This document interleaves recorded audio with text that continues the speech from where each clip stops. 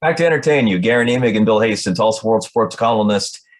Thanking you, first of all, for watching us on TulsaWorld.com and listening to us in podcast form via Apple, Spotify, and Google. Be sure to download our productions every week. We'll crank them out at the Tulsa World. Bill and I do one. Eli Letterman and I do one on the Cowboys. We've got one with Eric Bailey and the Sooners. We've got high school sports recaps, TU with Bryce McKinnis, and all sorts of other tidbits out of the newsroom. Bill, for our purposes, I thought we might, since it's still fresh on, I think, a lot of listeners and viewers' minds, recap your favorite moments of Super Bowl 56. You want to start with the game, the ads, or the halftime show?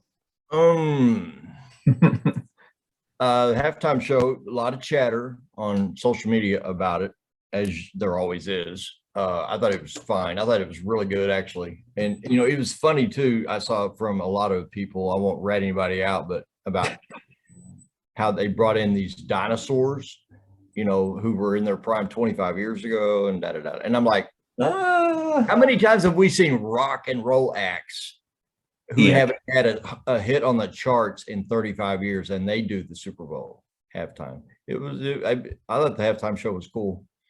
In fact, I would say that the halftime show has been pretty consistently good for a while now. Lady Gaga killed it. The Weeknd, a guy I'd never even heard of until 2 weeks before the halftime show. He had a great performance. Katy Perry, I wasn't too fired up about, but I thought the collection of people the other night was really good. Beats up with people from those who can remember the 70s. I was reminded that the very first Super Bowl, the halftime performance, which is great, actually, because I've seen them before, was the Grambling Band. Oh, that would work. Yeah. In fact, the Grambling Band single-handedly was the reason there was like 55,000 at Boone Pickens that night, because obviously the game itself was a mismatch, but the presence of the Grambling Band, which OSU paid for to have them there, enticed a lot of people to go to the game, and they were great. They were really good. But I was cool with the halftime show. The ads, I didn't honestly pay much attention to it. I was riding all night. The Colin Joe's Scarlett Johansson piece was kind of funny. I don't remember any instant classics, though. I don't remember any Joe Green tossing a jersey to a kid kind of moments. So I just haven't heard that much chatter about the commercials. I don't know. But was there a hidden gem that I? No, I don't think so. I didn't. I wrote this in the blog that became a printed blog in the Tuesday World. That my favorite ad was actually a movie trailer, because I'm so big on Jordan Peele that I can't wait to see his third movie now that I've seen the trailer for Nope. That came out during the Super Bowl. I think they released it actually on his social media account Sunday morning. So, spoiler, I had seen it, but I imagine a lot of the viewing public hadn't until the Super Bowl. No, it was fine. That adds. I mean, the cool thing about the Super Bowl is that you stick around even between. It's one of the few times you don't get frustrated over the number of commercials that interrupt the sport, right? Because you want to see what's going on. So.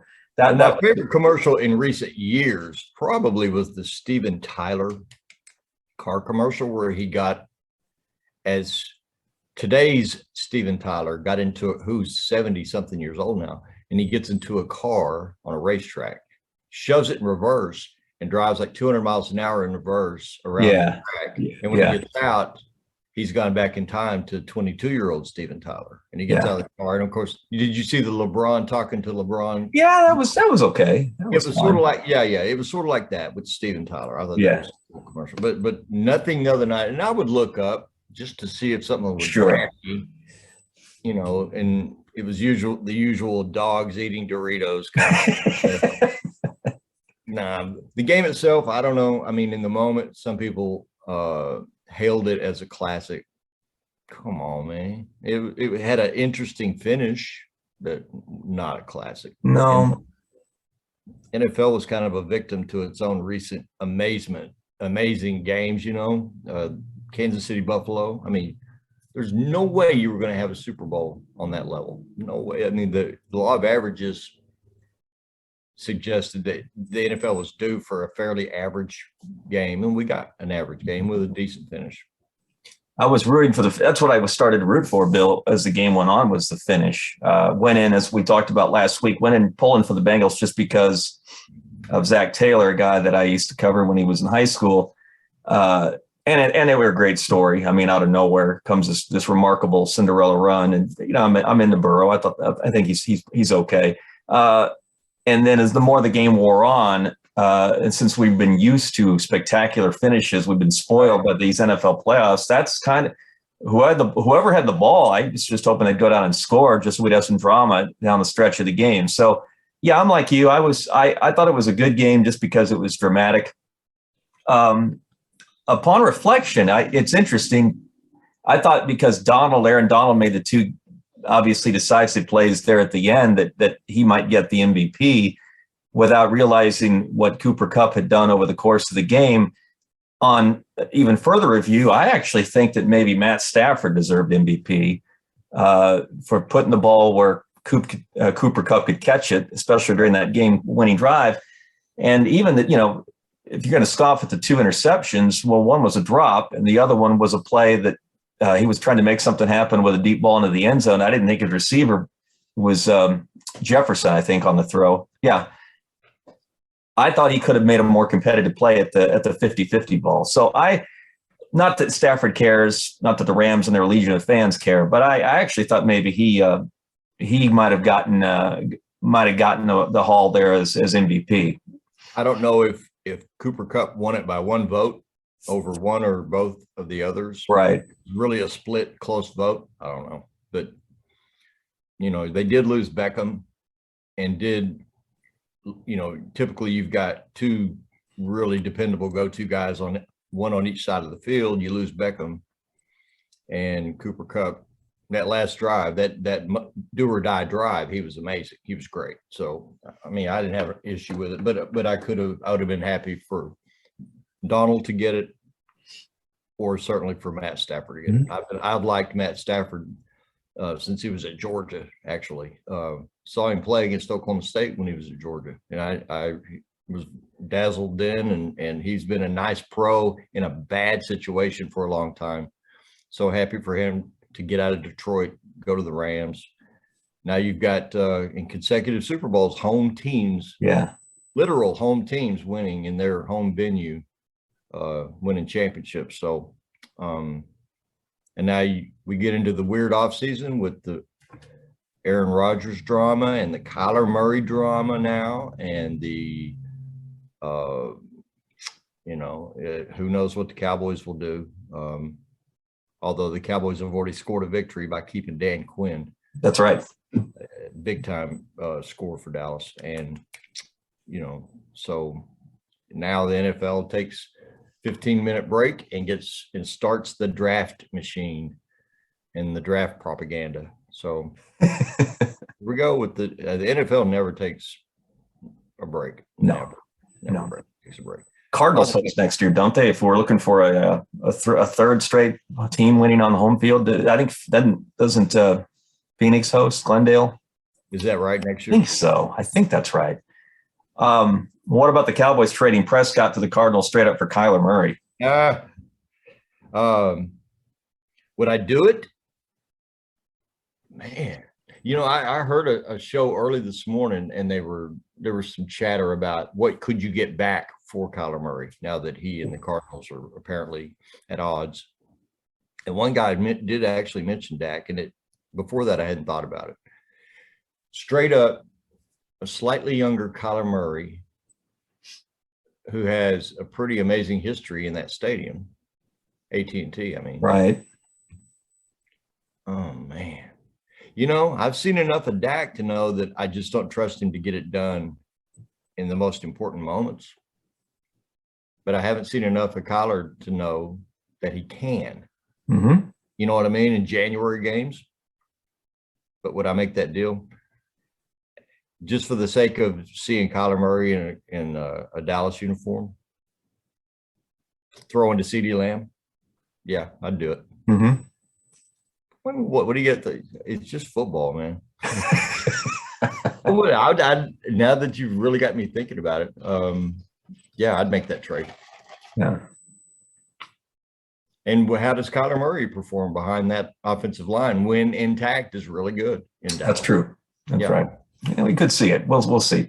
All right, college hoops. I don't think there's a lot going on in college football wise. We covered it. We covered the latest last week with regard to invites to the combine from Oklahoma and Oklahoma State.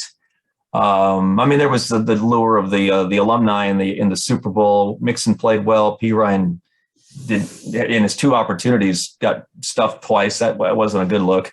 Right. Didn't see much of Trey Flowers or Obo Okoronkwo, 2 wild cards on the defense of those 2 teams. So let's go to college basketball for just a second. I watched both the games in Lawrence. Saturday it was Oklahoma playing the Jayhawks tight before losing late. Oklahoma State never really in the game last night on Big Monday.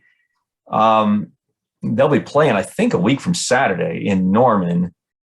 We know, I mean, OSU situation is self-explanatory. They're just playing for themselves, and they've come out with a record that's over 500. The Sooners are still very much in the running for an NCAA tournament berth. I as much as I'd like to, Bill, because it's not like the Thunder have our attention that much in the NBA anymore. As much as I like to really get into OU and OSU basketball, it's still a little hard. I think Oklahoma doesn't have the roster to quite capture our attention just yet under Porter Moser in his first year, and Oklahoma State just hasn't shaken, it seems, the funk from that appeals committee bomb that was dropped right before the season started. Where are you on this? Well, yeah, it's a transition season in Norman. And the roster next year will look, of course, you could say this now about every program in the country, but the roster next season in Norman will look a lot different, a lot different. And how do you explain, like, one game, Gibson going 1 for 11 from the field, and the next game he's got 30 or whatever? I mean, there's a great inconsistency. Right. They just don't have the pieces yet. Did I hear right last night that Bill Self's now 35-0 all time? I didn't know that. Yeah, I heard the same thing. Big Monday home games, 35-0. That's nuts. That's nuts. You're right. I mean, you would think a couple of times somebody sneaks in there. Good A&M teams back in the day, or the Longhorns, or the Cowboys. Now, wait a minute. Okay, never mind. The Marcus Smart backflip Oklahoma State victory at Allen Fieldhouse in 2013. But that was a Saturday game. So I think it was. Yeah. That's an amazing stat, though. But Oklahoma State, Garen, if you do a deep dive on the NCAA statistics board in various categories, offensively, OSU's terrible. They're awful. And shooting percentages and sharing the ball and efficiency numbers, and they're just awful. And I think this is about the 3rd podcast in a row I've mentioned that I just don't think they have, where they had last year, an elite facilitator in Cunningham. This year they don't have one. They just don't have a central figure who takes charge of the offense and makes things happen and makes everybody better. And are they playing the wrong guy in Likely at the point, or do they just not have that guy now? Yeah, I don't know, because we rarely do you see an extended run for one of the other guys running the point. So I don't know. But yeah, I'm more inclined to blame personnel, the composition of the roster, and the way they're being used, more than I am the heartache of I mean, really, in the heat of the moment, when you're out there in front of 9,000 people and you're warming up before the game and you know you're on TV, are you really going to harken back to an announcement that happened 4 months ago? Right. Surely not. I mean, there's value in the moment, right? Show up and play better, play hard. But if you do show up and play better and play hard, do they have enough, Garen, to beat most of the teams in the Big 12? See, I just don't think they do. I think they got some nice pieces. I do. Cisse and Caleb Boone should be a formidable combination and a really tough matchup for just about everybody in the league. But when you got offensive spacing as lousy as theirs is on a lot of occasions, and you just not getting those guys the ball often enough where they need to have the ball. It's I mean, here we are now, just beyond Valentine's Day, and the Sooners, Cowboys, and TU are combined 11-30 in conference play. Ouch. And that's why, now I am one of the people watching the Thunder every night. And Trey Mann, the rookie from Florida, Guerin, he's really good. And Giddey has been good from opening day. Sure. So this is the first time they've scored with two players in the draft, two guys in the same draft, really since Harden and Ibaka. That's 2010. So the Thunder are slowly developing. They've got 4 keepers now. That's the start. That they've got 4 cornerstone guys they can build around. They just got to get better in the paint. They got to get a couple of bigs who can play. Mm-hmm. But they are taking baby steps, and they beat the Knicks, last night in the Garden in overtime. The Knicks aren't any good, but they got it done, and they're fun to watch. ORU is the only team in the state. It's all relative in the Summit League, but I mean, ORU is 11-3 in their league now, and it looks like it's going to be a showdown at the end between them and South Dakota State for a shot at the NCAA tournament. Yeah, so be very interesting when they get to their conference tournament in South Dakota. You brought up TU. I did want to backtrack to your Sunday piece in the World on. It was a column recognizing Legends Night at the arena with members of past teams and introduced and recognized. And we talked about this, I think, a little bit last week. But now that you presented the column, you used your conversation with Gary Collier and Eric Coley, right? You talked to Eric as well. Yes. And I thought it was an interesting juxtaposition between those glory days and what we have now happening at the Reynolds Center. TU played really well that night, beat a team they probably shouldn't be beating in Cincinnati. The Hurricanes since slumped back, lost to UCF Monday night. And so that's 2 conference wins for this version of TU basketball. And it wasn't so much a commentary on the style of play, or you didn't drag Frank Hay through the mud on anything necessarily, but the points made about attendance. It's shocking. Tell the story. That tells the story that needs to be told as to where TU basketball is right now. Right. I was thinking about this. When TU was 0-7 in the American, they're now 2-11. But when they were 0-7, I remember thinking, if this happened 10 years ago, people would be throwing a fit. Mm-hmm. I mean, there would be a real response to 0-7. And when they were 0-7, I didn't hear a thing from anybody, which is worse than having people throw a fit, because apathy is hard to overcome. Right. And so here they are now at 2-11. They called the attendance the other night 3,400, and that's tickets that were out. 3,400 tickets are out. The actual attendance, our photographer and I agreed, was about 1,500. I've been to maybe 6 or 7 games this season, and for at least 2 of them, I know the attendance wasn't even 500. That's unbelievable. In light of the fact that, TU fired a coach 10 years ago, almost 10 years exactly ago, and stated attendance as being, honestly, at that time, it was kind of the number one reason. The AD at the time said, basketball is expected to be a revenue generator, and the program isn't moving the needle in the community now. And the attendance average at that time was 4,400, and it was a legit 4,400, half of the capacity. And now the actual attendance average, my estimate would be probably it's about 1,300 a game.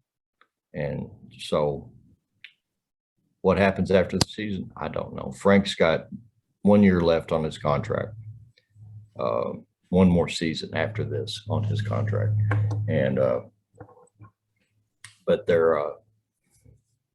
they don't have enough talent to compete in the American, and they've got a stretch of 4 road games now, 3 more coming up.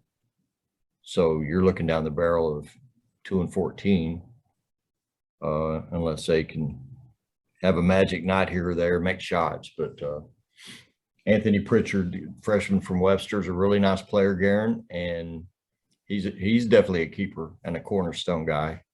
But man, they just they lack weaponry and firepower, and it's just not a very good team. And but it's tough, man. It's, you know, to have been there so many nights after the Reynolds Center opened when there were 8,000 there. I mean, it was the first 5 seasons in that building, there were 35 sellouts. Right. Which is an interesting stat. And then the next 19 seasons, there have been 5 sellouts. Yeah. Combined. So I know college basketball has attendance issues across the board, and I know OU's hoping for a legit, you know, 9,000 or 10,000 tonight for the Texas game. That is tonight, right? It is. Yeah. And then at OSU, basketball attendance has been an issue for several years. And to be honest, college basketball tickets are overpriced. They're ridiculous. I mean, ridiculous. Yeah. And so there's a lot that needs to get fixed in college basketball. And we would both run out of battery power on our laptops if we went into college basketball in a deep way. But yeah, it's, you know, and the guys who came back, Gary Collier and Pooh Williamson and Eric Coley and David Shelton. It was awesome to see David Shelton. I heard him say he owns 3 nightclubs in Cincinnati now. He was really torn as to whether to go to the Super Bowl to watch the Bengals, because he's a huge Bengals fan, or come back here. And he said he had committed to this long before he ever realized, or long before he believed that the Bengals had a shot even at the Super Bowl. So he was here, and all those guys in the president's suite, and you look around and you think, oh, Lou Dawkins, big shot Lou Dawkins, you know, and it's like, man, these teams used to be so much fun to watch. They were so good. They were a bunch of 2- and 3-star type kids that were just, you know, Tubby coached the heck out of them, and Bill Self coached the heck out of them. And look what they did. And they won 11 NCAA tournament games in 10 years. Went to the Sweet 16 twice, went to the Elite 8 one time. And now it's been 19 years since Tulsa won a game in the NCAA tournament. And TU just has to decide what the standard is now. Yeah. Was that 10-year run in 94 through 03, Garen, was that a fluke? Or is that the standard that you should hold this program to every year and expect, not necessarily a Sweet 16, but expect, you know, 20-something victories and a really competitive, fun team that pulls 5,000 or 6,000 every night? Yeah. What is the standard now? They got to decide that. Yeah, well, there's a sort of a sad commentary in that when TU hired Doug Woj once upon a time, you could still claim that standard, right, for TU basketball. Well, then when he left and Hay took over, it was a little harder to claim that standard because of the staleness of the Wojcik era. Whenever Haith is replaced by whoever that is, you can't define that standard any longer because it's been so long. And that's a sad commentary. And the other thing I'd say about this is that, I mean, TU fans, it's not like they're checking back into football. I mean, for all the good things that the last couple of years that have been done over at Chapman Stadium with regard to football, they still can't draw flies, Bill. I mean, they don't have there's no interest in TU football. There just isn't. They're succeeding in spite of that. Right. The difference in TU basketball not drawing and TU football is there is a comparison. That place, I mean, people still, for those who want to hang on to the standard by your definition, they'll still hold Nolan Richardson over the head of the current state of affairs. Remember then, I don't think that's ever happening again. That really was once in a lifetime. But you can expect at least the place to be half full and to sound more than half full. It wasn't that long ago that it occurred. And it's not like Bill Self's in a retirement home. You can still recall when he had it rolling on the heels of so many others who did. And so that becomes the issue for basketball. There's something that's conveniently latched onto when you see just how empty that arena is versus how empty that football stadium is, because you really can't reach back into football and say, remember then, but you can in hoops. And that makes it worse. Right. But even, I mean, TU since 03 or 04 in football, there was a 10-win season in 07, a 10-win season in 08, a 10-win season in 2012, a 10-win season in 2016, and sprinkled in there are some 7-win and 8-win, couple of 9s, I think, but also some 2 and 10s and some 3 9s. So the TU has been the ultimate roller coaster program in football with regard to success. But you know what? The one constant has been the attendance. You said it. I'll never forget the 2012 season when I was on the beat. They had a bigger crowd that season, Garen, for a non-conference game against Nichols State in September than they had for the Conference USA Championship game against UCF. Wow. Yes. Explain that. Remember they beat Notre Dame in 2010, and then next week they had a home game, and I don't remember the opponent, but they had just beaten Notre Dame in South Bend, and a week later they had like the smallest crowd of the year. And I think maybe Jimmy was on the beat at that time. No, Eric was on the beat, of course. And but we were expecting, maybe 25,000 people there to watch a TU team that had just won in South Bend, and there was like 14,000 people or something. So TU football attendance has always been baffling. And when I was on the beat, it could be 72 degrees and no clouds and no wind, and you'd have 12,000 people. And then another game, you'd think, ain't gonna be anybody here tonight. And it'd be a bigger crowd by TU standards. It'd be 17,000 or something. So TU football, but I also believe too, there's, and I mentioned this in the basketball column, that Tubby's first Sweet 16 team, and for that matter, both of his Sweet 16 teams were loaded with Oklahoma kids. The roster, loaded.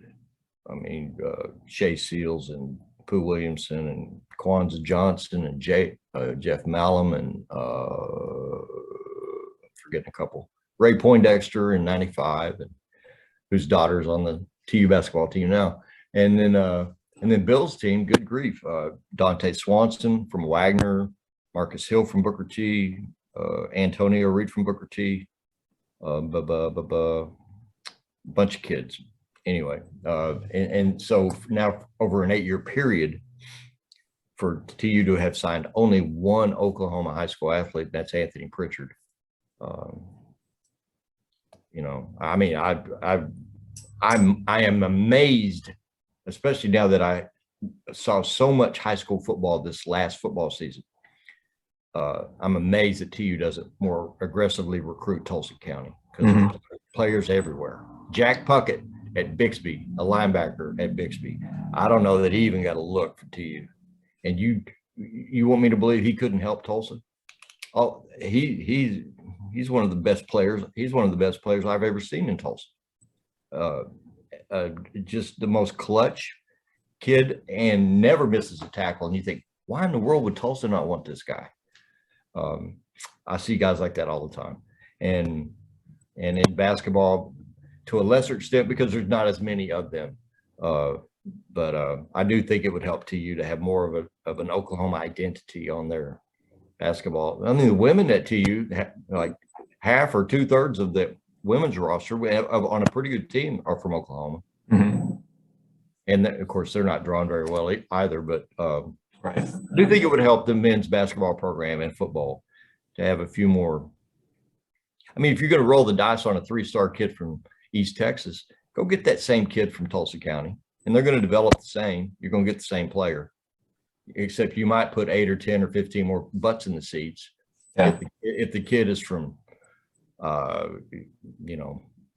Tulsa or Tulsa area, than from East Texas. But I've been grousing about that for years.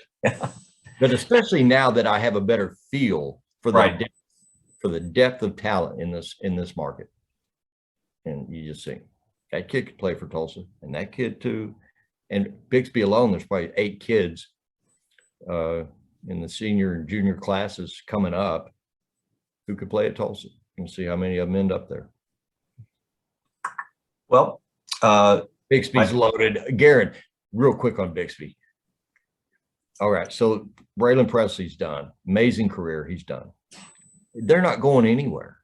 I don't imagine. I would put Bixby right now as the favorite to win 6A1 next year. And the Jinx people will say, yeah, okay. And Owasso, when I asked Bill Blankenship months ago about, I said, I haven't even asked you about to react to Bixby moving to 6A1. And Bill said, welcome to the SEC. And a great quote. And I've used it like twice already, and I'm sure I'll use it again.